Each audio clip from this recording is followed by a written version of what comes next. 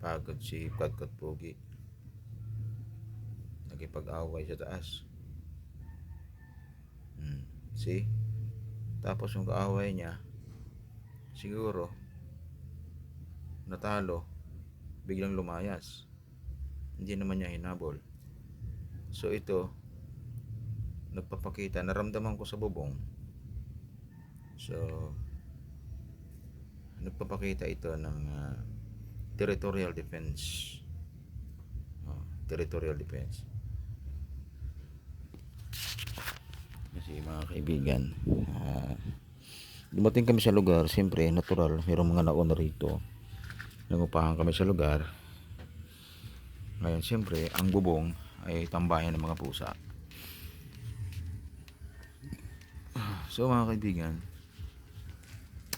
ito ay simpleng magkasalarawan ng defensive mechanism. Itong pusang itong si Katkat Pugi ay dinipinsahan niya yung kanyang territorial, kasi dito namin, ito yung inupahan namin. Si mga bowling na cats, keeping up sa taas, ihi dito o ihi doon, at pinalalayas, inuupakan itong alaga ko na minsan bumibisita rin sa taas ng bubong namin. So dahil nauna sila, talagang nangyayari bully. Itong si Pogi, merong asawa naman na dito sa loob, so maaaring dinadalaw nila. Ito namang si Miming, nandito lang sa loob ng bahay, ayaw namang lumabas. So defensive itong si Katkat Pogi. Defensive, hindi siya nangahabol, but he kept defending his territorial. Mga kaibigan, sana ganun. Hindi ka man manghabol, dapat kung anong teritoryo mo, ipagtanggol mo. West Philippine Sea, yung Scarborough Shoal, nanalo pala tayo sa International Arbitration Rule. Nanalo pala tayo at signatory ang China. Bakit pinabayaan natin kunin nila? Ba't tayo nakinig sa Amerika at iniwanan natin ang ating karapatan sa Scarborough Shoal, na ang resulta ngayon ay nasa kamay na ng China? Mga kaibigan, unang-una, walang plano ang China na saktan tayo. Alam na natin yan dahil kasaysayan na nasasabi. Matagal na tayong kaibigan ng China, wala pa noon. Nauna ang China bago dumating ang Espanya. Tapos dumating ang Amerika, ginira tayo, di ba? Tapos dumating ang inagaw ng Amerika, parang ang dating ay inagaw ang pamamahala sa Espanya. Parang ganoon naman talaga eh. Pero kahit hindi sila dumating sa buhay natin, talagang talo na natin ang Espanya. Nabigo sila na forever tayong lapastanganin, kaya lumalaban na KKK. Ngayon, mula sa kamay na Aguinaldo, ginamit ng Amerika si Aguinaldo. Dahil sa pagkamatay na rin, sa pagpatay naman kasi na Aguinaldo sa ating Supremo, so ginamit niya ang dayuhang suporta para mamayani sa bayan. Kaya lang, dahil lumalabas, hindi siya kinikilala ng buong himagsikan. Maraming loyal kay Andres Bonifacio, mga kaibigan. Magulo. Kaya siguro napapansin natin ngayon sa panahon natin, naiisip ko rin ho yan, parang ang sikip lang ho ng Camp Aguinaldo. Pero mga kaibigan, napakalawak ng Fort McKinley. Kung talagang si Aguinaldo ay tama sa ating bayan, bakit ganon ang BGC, ang Fort McKinley, ang Fort Bonifacio napakalawak? Ba't hindi nilang ipinangalan kay Aguinaldo kung mali pala si Bonifacio? Sa tingin ko mga kaibigan, nagkaroon ng malaking hidwaan, nahati din ang ating militar. Mga kaibigan, maraming nananatiling tapat sa magdiwang, at ang Fort Bonifacio ay isa sa mga palatandaan ng kahinaan ng liderato ng unang Pangulo, na di umano umangking unang Pangulo daw ng bayan, mga kaibigan, ng Republika na tuta ng Amerika. Yan mga kaibigan na totoo, Republika na tuta ng Amerika. Naputol lang yan yung kanilang pakikipag-ugnayang direkta sa bayan natin sa panahon ng PRRD. Si PRRD lamang ang hindi naging tuta ng Amerika.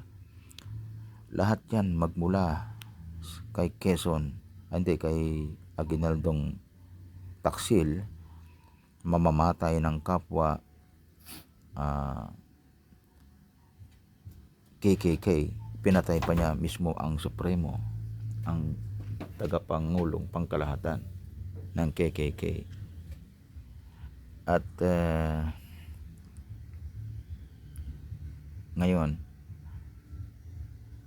mula sa kanya, pawang mga tuta ng Amerika.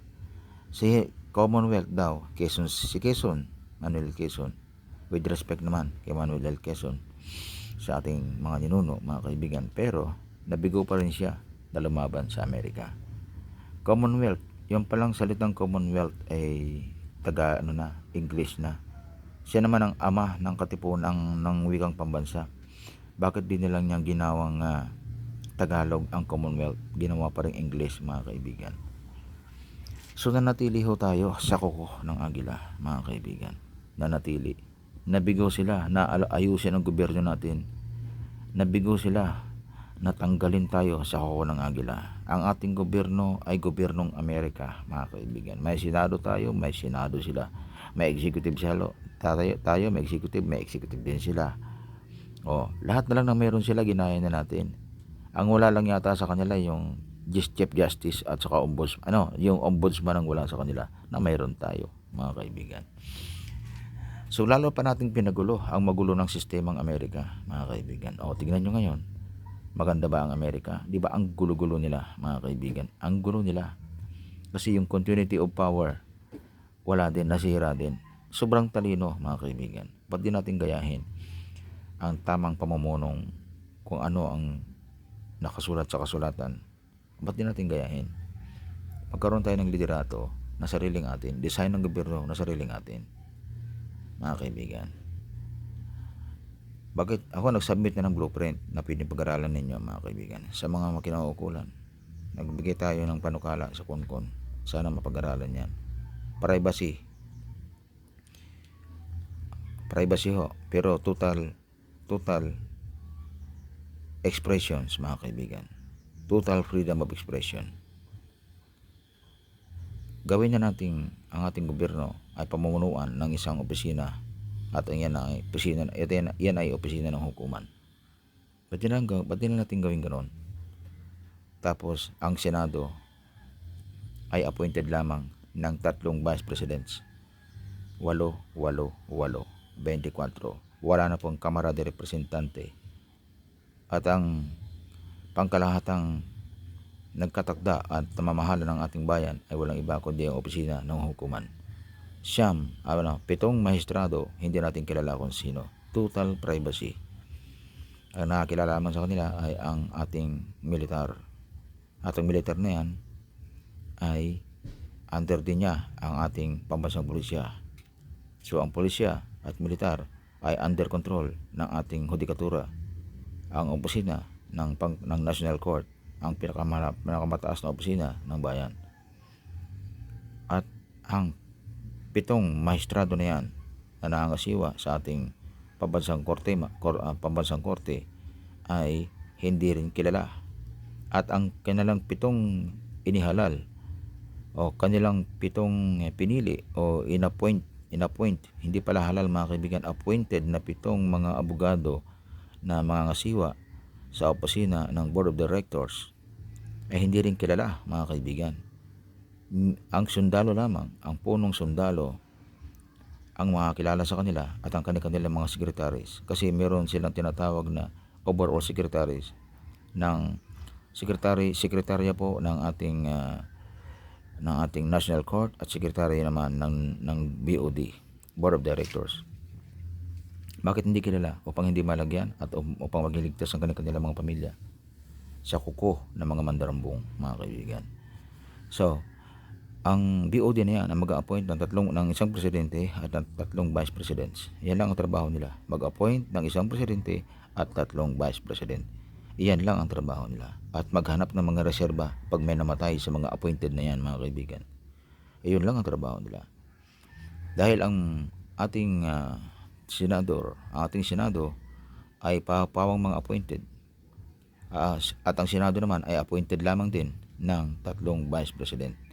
8 sa Mindanao, 8 Vice President sa Luzon, mag-a-appoint ng 8. At ganoon din naman ng Bisaya. So magiging 24 pa rin senador yan.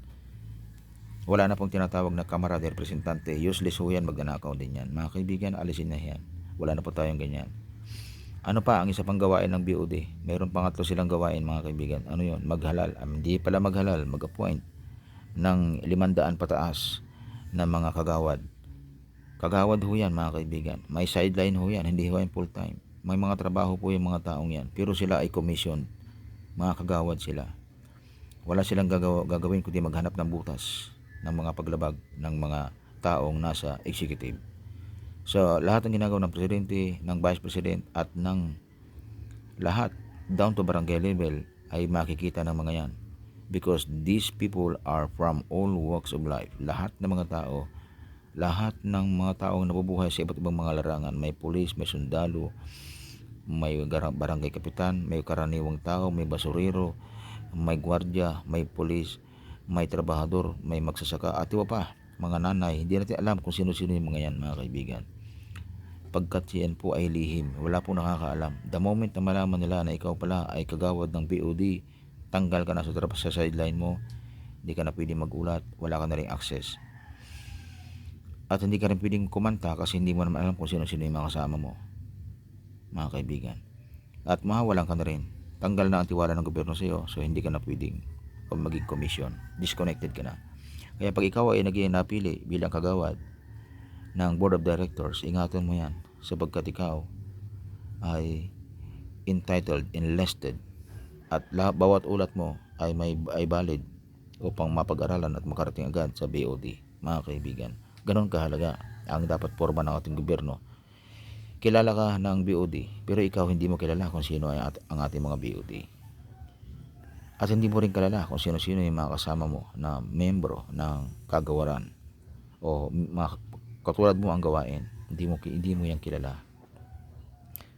Ngunit mga kaibigan, mapapansin nyo sila, ang mga taong yan ay hindi masyadong gipit sa buhay. Bakit? Sapagkat sila ay may sideline. Ayan, mga kaibigan. At hindi basta-basta yung mga taong yan.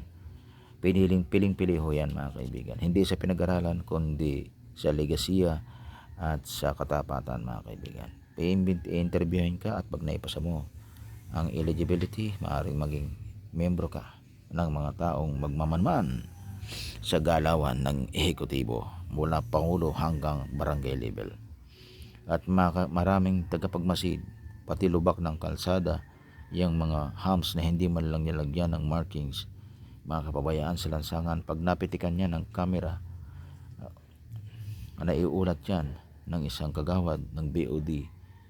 Makakarating yan, mababypass pati ang mga kinauukulan. Magtuturoan ang mga executive kung sino-sino sa kanila ang may pagkukulang. Mga kaibigan, lahat yan ay appointed. Ang Vice President, appointed niya ang LGU. LGU, appointed niya ang mas malala, mas mabababa pang mga barangay areas, officials, at mga empleyado ng City Hall, appointed din yan ng LGU. Mga kaibigan, appointed ng Vice President ang mas mataas sa LGU. Mga kaibigan, lahat yan appointed system. At kapag ikaw ay nasa laylayan, ikaw ay nasa barangay level at napabayaan mo ang iyong trabaho, hindi mo naiulat, napabayaan mo ang iyong lansangan, makakarating yan sa taas. At mapapahiya ang nag-appoint sa iyo, at mapapahiya ang nag-appoint doon sa nag-appoint sa iyo, at mapapahiya ang nag-appoint doon sa nag-appoint sa iyo, mga kaibigan. Lahat yan, chain of command. Tatamaan pati Vice President pagka napakaraming ulat ng kapabayaan ang nangyayari sa iyong lokalidad. Magre-reflect lahat yan sa kanilang mga performance at magre-resulta ng kanilang ikatatanggal sa kanilang mga pwesto, mga kaibigan. Lahat sila na nasa executive ay pawang mga appointed, kaya madaling magtanggal, mga kaibigan. Pero pag mabuti kang kagawad, mabuti kang nanunungkulan sa gobyerno, ikaw ay walang term limit, mga kaibigan. Walang term limit. Basta nagkatrabaho ka at gusto ka ng tao at nagustuhan ka ng BOD, ikaw ay mananatili hanggang kaya mo. Magbitiw ka kung gusto mo magbitiw, magpahinga, pero bumalik ka kung gusto mo. at nasa sa BOD na yan kung ibabalik ka pa, mga kaibigan. Yun ang maganda sa appointing system na hindi mo kilala kung sino yung mga nag-appoint sa'yo. Maaaring makilala mo sa executive level dahil kayo magkakasama, appointed ka. Okay yan. Pero ang nag-appoint, kung sino ang nag-appoint sa Vice President, sino ang nag-appoint sa inyo mismo na mga reporters, at kung sino naman ang nag-appoint sa ating Pangulo ay hindi kilala. Sila ay 7 mga abogado na namamahala sa opisina ng directors na hindi kilala ng kahit sino, mga kaibigan. Maliban sa hepe ng militar, sa kanilang sekretary at sa sekretary din ng National Court, at mismong 7 National Court ay kilala kayo bilang mga board of directors, mga kaibigan. Pero sa mga estrado na nangangasiwa sa pambansang hukuman, walang nakakilala sa kanila kundi ang sundalo, ang hepe ng militar, at sila mismo, silang 7 nakakakilala sila, at ganon din naman ang kanilang sekretaryo nakakilala sa kanila. Limitado lang po ang nakakilala sa kanila. Maski karaniwang mga abogado sa hudikatura ay hindi po sila kilala.